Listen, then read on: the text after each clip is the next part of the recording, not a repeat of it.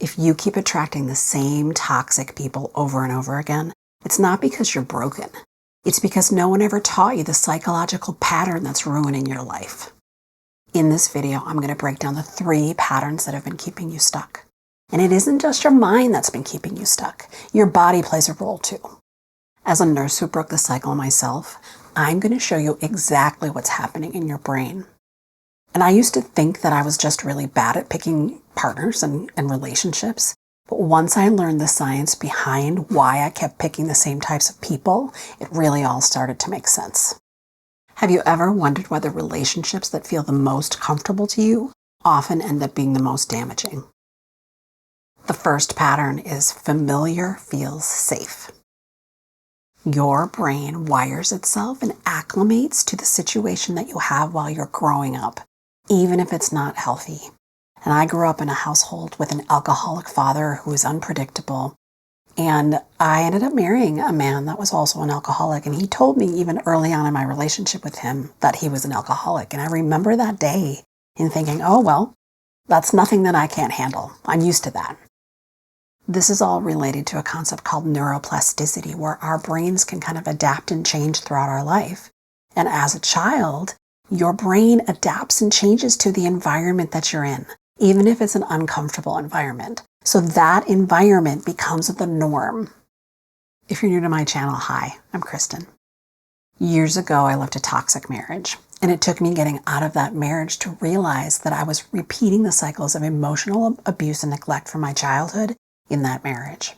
And after that abuse, I was left with anxiety, depression, PTSD, an anxious attachment style, and codependence.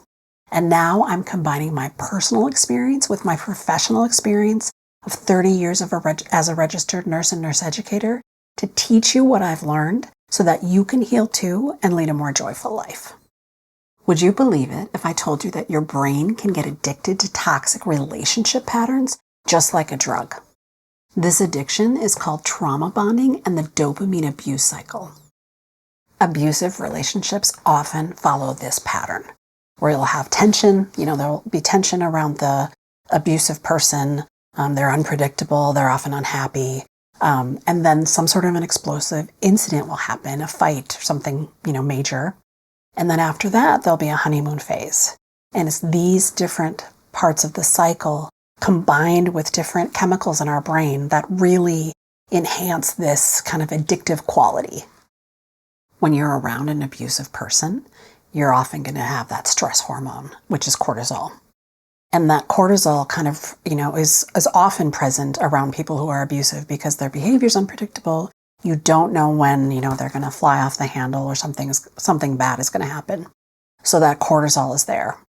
And then that cortisol will continue to be there. And then when that kind of explosive incident or fight or whatever happens, the cortisol remains and it might even grow, right? And get even worse. And you have even more cortisol and even more stress.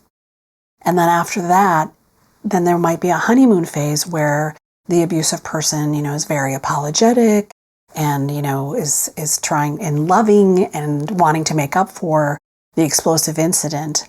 And what happens after that is we get this huge hit of dopamine. And this is another hormone that makes us feel loved and warm and almost kind of high. And it feels really, really great. And we want to get that dopamine because we want to be loved. We want to feel really, really good. This dopamine hit will come after the abusive phase when your partner starts to become loving and warm and apologetic and feels really terrible for what happened and want to make you feel better about it. And this dopamine hit that you get in this situation, which is juxtaposed to all of this stress and the cortisol that you just experienced, that dopamine hit is like super strong in relationship to that. The cortisol leading up to it actually makes that dopamine hit even more rewarding, where you feel warm and loved and relaxed and, probably even giddy and joyful and all of these things. And this pattern becomes very addictive. The other thing that makes it really addictive is the intermittent quality of the abuse and the honeymoon phase. Kind of any, intermittent reinforcement is stronger than things that are predictable. Because you're always waiting around, you're not sure what's going to happen. And when you get that good the good reaction, then you're going to have an even stronger positive reaction to it with the dopamine. The unpredictable nature of the abuser's behavior being kind of hot and cold, and that intermittent reinforcement that is unpredictable is very much like a gambling addiction. You think about people that are addicted to gambling, they're losing a great portion of the time, but then they have a win, they get the big dopamine hit, and then they'll go back for more. So this is a very similar situation. This pattern of highs and lows and unpredictable behavior actually creates this sort of addictive quality in the brain where you will start to crave these emotional highs and these emotional lows. I know it's hard to believe because that seems kind of strange, but it's true. Our brain starts to crave these emotional highs and lows to the point where normal, healthy behaviors don't really cut it for us anymore. We actually are so used to these emotional highs and lows that that's what we want. That becomes our new normal. So you can kind of start to see why we'd be attracting the same kind of people. If we're craving emotional highs and lows and unpredictable behavior, we're going to look for signs in that, and we're going to probably find people like that more attractive than other people. If this trauma bonding cycle or anything that I've shared sounds familiar to you or is resonating with you, please click that thumbs up button. That really helps to ensure that more people get to see this. And share this if you have a friend or a family member that, could benefit from this information. Please share it with them. Also, leave me a comment. If you have been through trauma bonding and you want to share your story, it'd be so great to hear it. And or drop me an emoji. Drop me just a heart emoji or something simple, just to let me know that this is resonating with you. Thanks.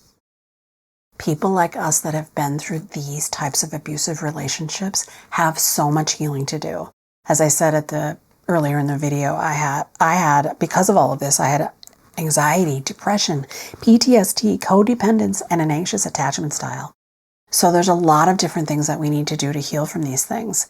I've created a mental health resource guide that contains all of the things that I've done over the last several years to heal myself, and I want to share those things with you. So I have left a link in the description down below. If you click it, I will send that resource guide to you for free. If familiar feels safe, and we keep finding ourselves in these same patterns, what are we going to do to get unstuck? We need to heal our childhood patterns. If we grew up in a household that wasn't healthy, and then we've repeated those situations during our relationships in our life, we need to heal and start to understand what healthy relationships look like. There's a lot that we can do, and there's a lot that we need to do to heal from these childhood patterns. And it's going to take time, and it's going to be a journey. And this is really what my channel is all about. I just recently finished a video series about rewiring our thought patterns so that we can start to change our behaviors related to our past traumas. And I'm going to be linking that here above. So you should go check that out. And please go ahead and check out the rest of my channel. There's tons of information about all of the different ways that you can start healing from your childhood.